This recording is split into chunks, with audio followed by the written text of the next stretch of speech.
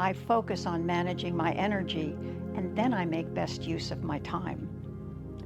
If I'm depressed, angry, anxious, I'm going to see the world through that lens, and the world is going to look depressed, anxious, and angry to me. I will have different conversations. I'll make different decisions with people that I'm working with.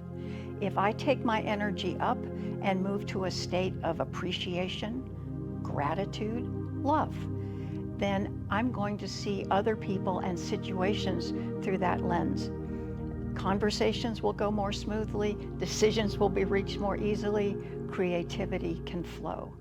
I'm an absolute advocate of managing your energy before you engage with others.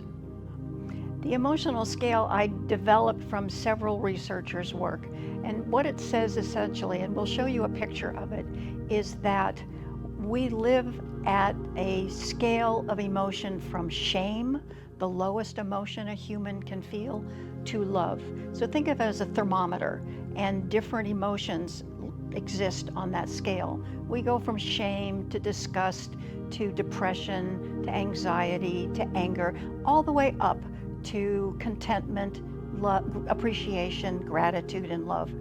And we have a natural bandwidth on which we live. We tend to live at a certain segment of it. For instance, when I was young, I had a bandwidth that stayed pretty much down in the dark areas. And I worked really hard to get up to neutral.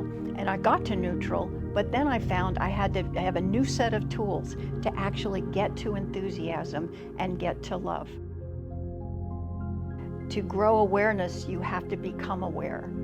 And one of the best ways I know and what I do for my clients is start where you are. Notice what you're feeling in your body, what's your body's response to things. Notice what your emotions are. Am I happy? Am I mad? And then notice the kinds of thoughts you're having. Are you looking at that person and going, what a dork? Or that was a great comment. You can see through the lens of thoughts, emotions, and bodily reactions what the level of your energy is. You need to have a toolkit, and it's vast and wide. I could not possibly go into all tools, but there's a set of physical tools. If your body's agitated and you can't settle down, you could do something very rough and crude like stomping around the room rhythmically or going for a run. And as your physical energy smooths, you can take it into dance or Tai Chi or yoga. If your body is calm enough, but your emotions or your mental state is agitated, one of the very best tools I know of is something called heart math. It's essentially a breathing technique, and that's the place to begin. If you're not at a very fine state of being, start tuning into your breath, working with your breath. There's a myriad of tools out there for breathing. What I like best about heart math is it calms the body, it brightens the emotions, and it keeps the mind clear rather than more traditional terms of meditation that cause you to become spacious but not focused.